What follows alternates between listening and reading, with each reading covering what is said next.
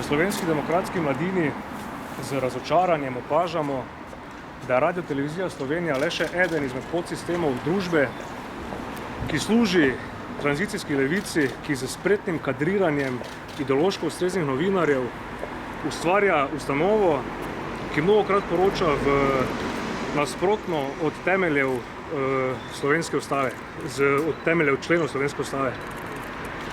Program, ki ga izvaja, je pristranski, nekvaliteten in aktivističen.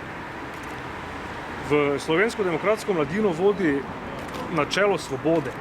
In jaz sem prepričan, da v svobodni družbi nihče ne more in ne sme nikogar prisiliti, da plačuje nekaj, česar ne potrebuje ali ne želi. V Sloveniji pa mora vsako gospodinjstvo za RTV prispevek letno plačati preko 150 evrov.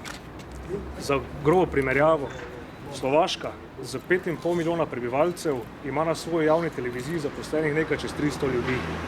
Grčija z skoraj 11 milijoni prebivalcev ima na svoji javni televiziji zaposlenih nekaj čez 600 ljudi.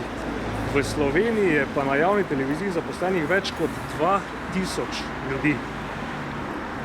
Zaradi vsega naštetega smo se člani Slovenske demokratske mladine odločili, da pričnemo z akcijo zbiranja podpisov proti obveznemu RTV prispevku po vseh večjih krajih v Sloveniji. Zbrane podpise bomo danes predali predsednici Komisije za peticije, človekove pravice in enake možnosti Evi Irgl. Hvala.